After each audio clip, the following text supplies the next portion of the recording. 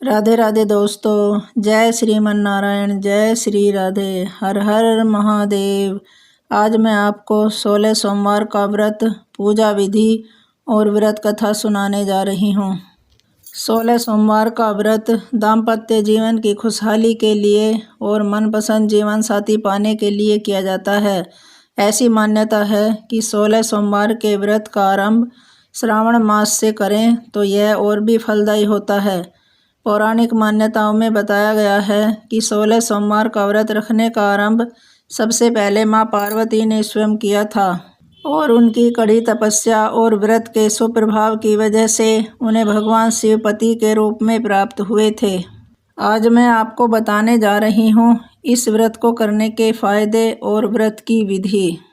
16 सोमवार के व्रत की पूजा सामग्री: शिव जी की मूर्ति, भांग, बेलपत्र, जल, धूप, दीप, गंगाजल, धतूरा, इत्र, सफ़ेद चंदन, रोली, अष्टगंध, सफ़ेद वस्त्र, नैवेद्य जिसे आधा सेर गेहूं के आटे को घी में भूनकर गुड़ मिलाकर बना लेते हैं। किसी भी पूजा या व्रत को आरंभ करने के लिए सर्वप्रथम संकल्प करना चाहिए। व्रत के पहले दिन संकल्प किया जाता है, उसके बाद आप नियमित पूजा और व्रत करें। सबसे पहले हाथ में जल, अक्षत, पान का पत्ता, सुपारी और कुछ सिक्के लेकर संकल्प करें। सभी वस्तुएं भगवान शिव की मूर्ति के सामने समर्पित कर दें। ऐसे करें 16 सोमवार के व्रत की पूजा। हाथ में अक्षत तथा फूल लेकर दोनों हाथ जोड़ लें और भगवान शिव का आह्वान करें। हाथ में लिए हुए फूल और अक्षत शिव भगवान को समर्पित करें। सबसे पहले भगवान शिव पर जल चढ़ाएं। जल के बाद सफ़ेद वस्त्र अर्पित करें।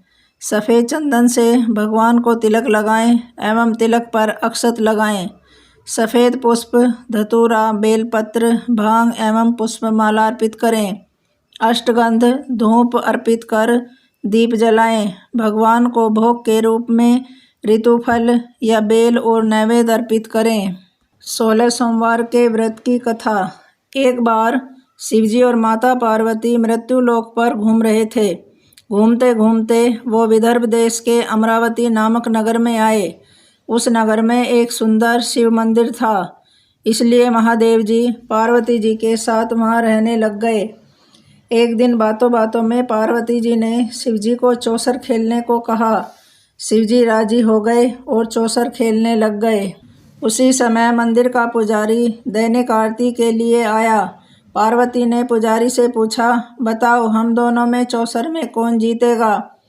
वो पुजारी भगवान शिव का भक्त था और उसके मुंह से तुरंत निकल पड़ा, महादेव जी जीतेंगे। चौसर का खेल खत्म होने पर पार्वती जी जीत गईं और शिवजी हार गए। पार्वती जी ने क्रोधित होकर उस पुजारी को शाप देकर कहा। तभी शिवजी ने उन्हें रोक लिया और कहा कि ये तो भाग्य का खेल है, उसकी कोई गलती नहीं है। फिर भी माता पार्वती ने उसे कोढ़ी होने का शाप दे दिया और उसे कोढ़ हो गया। काफ़ी समय तक वो कोढ़ से पीड़ित रहा। एक दिन एक अप्सरा उस मंदिर में शिवजी की आराधना के लिए आई और उसने उस पुजारी के कोढ़ को देखा। अप्सरा ने उस पुजारी को कोढ़ का कारण पूछा तो उसने सारी घटना उसे सुना दी।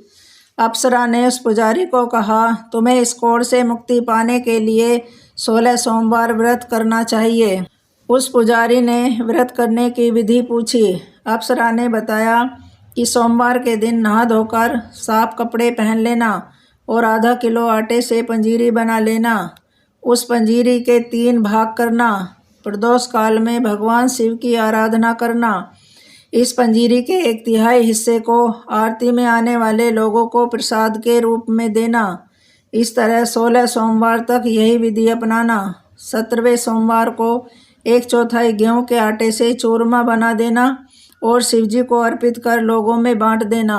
इससे तुम्हारा कोढ़ दूर हो जाएगा। इस तरह 16 सोमवार व्रत करने से उसका कोढ़ दूर हो गया और वो खुशी खुशी रहने लगा। एक दिन शिवजी और पार्वती जी दोबारा उस मंदिर में लौटे और उस पुजारी को एकदम स्वस्थ देखा। पार्वती जी ने उस पुजारी से स्वस्थ लाभ होने का राज पूछा। उस पुजारी ने कहा, उसने 16 सोमवार व्रत किए जिससे उसका कोढ़ दूर हो गया। पार्वती जी इस व्रत के बारे में सुनकर बहुत प्रसन्न हुई। उन्होंने भी ये व्रत किया और इससे उनका पुत्र वापस घर लौट आया और आज्ञाकारी बन गया। कार्तिकेय ने अपनी माता से उनके मानसिक परिवर्तन का कारण पूछा, जिससे वो वापस घर लौट आए। पार्वती ने उन्हें इस बात के पीछे 16 सोमवार व्रत के बारे में बतलाया। कार्तिकेय यह सुनकर बहुत खुश हुआ। कार्तिकेय ने अपने दूर गए ब्राह्मण मित्र से मिलने के लिए उस व्रत को किया और 16 सोमवार होने पर उनका मित्र उनसे मिलने विदेश से वापस लौट आया। उनके मित्र ने इस राज का कारण पूछा तो कार्तिकेय ने 16 सोमवार व्रत की महिमा बतलाई। यह सुनकर उस ब्राह्मण मित्र ने भी विवाह के लिए 16 सोमवार व्रत रखने के लिए विचार किया। एक दिन राजा अपनी पुत्री के विवाह की तैयारियां कर रहा था। कई राजकुमार राजा की पुत्री से विवाह करने के लिए आए। राजा ने एक शर्त रखी कि जिस भी व्यक्ति के गले में हथनी वरमाला डालेगी उसके साथ ही उसकी पुत्री का विवाह होगा। वो ब्राह्मण भी वहीं था और भाग्य से उस हथनी ने उस ब्राह्मण के गले में वरमाला डाल दी और शर्त के अनुसार राजा ने उस ब्राह्मण से अपनी पुत्री का विवाह करा दिया। एक दिन राजकुमारी ने ब्राह्मण से पूछा, आपने ऐसा कौन सा पुण्य किया जो हथनी ने दूसरे सभी राजकुमारों को छोड़कर आपके गले में वरमाला डाली? उसने कहा कि हे प्रिय, मैंने अपने मित्र कार्तिकेय के कहने पर 16 सोमवार व्रत किए थे। उसी के प्रभाव से परिणाम स्वरूप तुम लक्ष्मी जैसी दुल्हन मुझे मिली हो। राजकुमारी यह सुनकर बहुत प्रभावित हुई और उसने भी पुत्र प्राप्ति के लिए 16 सोमवार व्रत रखा। फलस्वरूप उसके एक सुंदर पुत्र का जन्म हुआ और जब पुत्र बड़ा हुआ तो पुत्र ने पूछा कि माँ, आपने ऐसा क्या किया था जो आपको मेरे जैसा पुत्र मिला? उसने भी पुत्र को 16 सोमवार व्रत की महिमा बतलाई। यह सुनकर उसने भी राजपाट की इच्छा के लिए ये व्रत रखा। उसी समय एक राजा अपनी पुत्री के विवाह के लिए वर तलाश रहा था, तो लोगों ने उस बालक को विवाह के लिए उचित बताया। राजा को इसकी सूचना मिलते ही उसने अपनी पुत्री का विवाह उस बालक के साथ कर दिया। कुछ सालों के बाद जब राजा की मृत्यु हुई तो वो राजा बन गया, क्योंकि उस राजा के कोई पुत्र नहीं था। राजपाट मिलने के बाद भी वो सोमवार व्रत करता रहा। एक दिन 17वें सोमवार व्रत पर उनकी पत्नी को भी पूजा के लिए शिव मंदिर आने को कहा, लेकिन उसने खुद आने के बजाय दासी को भेज दिया। ब्राह्मण पुत्र के पूजा खत्म होने के बाद आकाशवाणी हुई, तुम अपनी पत्नी को अपने महल से दूर रखो वरना तुम्हारा विनाश हो जाएगा। ब्राह्मण पुत्र ये सुनकर बहुत आश्चर्यचकित हुआ।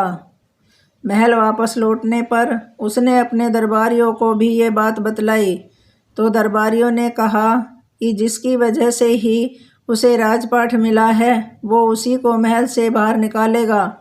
लेकिन उस ब्राह्मण पुत्र ने उसे महल से बाहर निकाल दिया। वो राजकुमारी भूखी प्यासी एक अनजान नगर में आई। वहाँ पर एक बूढ़ी औरत धागा बेचने बाजार को जा रही थी। जैसे ही उसने राजकुमारी को देखा तो उसने उसकी मदद करते हुए उसके साथ व्यापार में मदद करने को कहा। राजकुमारी ने भी एक टोकरी अपने सर पर रख ली। कुछ दूरी पर चलने के बाद एक तूफान आया और वो टोकरी उड़कर चली गई। अब वो बूढ़ी औरत रोने लग गई और उसने राजकुमारी को मनहूस मानते हुए चले जाने को कहा। उसके बाद वो एक तेली के घर पहुंची। उसके वहां पहुंचते ही सारे तेल के घड़े फूट गए और तेल बहने लग गया।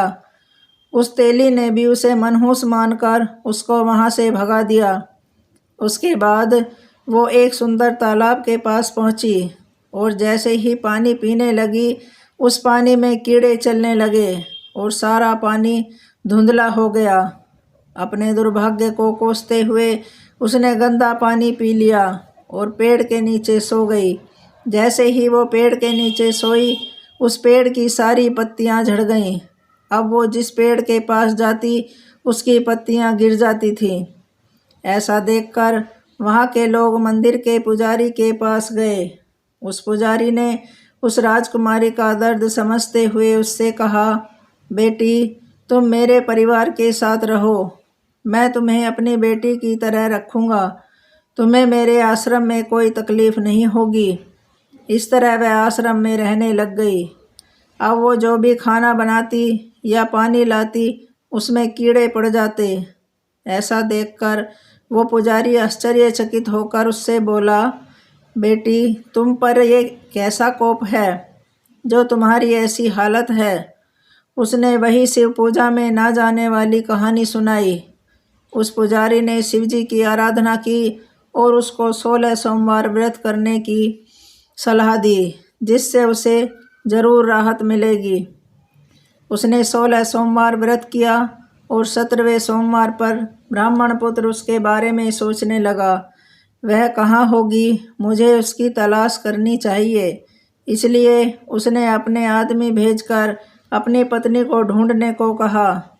उसके आदमी ढूंढते ढूंढते उस पुजारी के घर पहुंच गए और उन्हें वहां राजकुमारी का पता चल गया। उन्होंने पुजारी से राजकुमारी को घर ले जाने को कहा, लेकिन पुजारी ने मना करते हुए कहा, अपने राजा को कहो कि खुद आकर इसे ले जाएं। राजा खुद वहां पर आया और राजकुमारी को वापस अपने महल लेकर आया। इस तरह जो भी ये 16 सोमवार व्रत करता है उसकी सभी मनोकामनाएं पूरी होती हैं। हरि ओम, हर हर महादेव।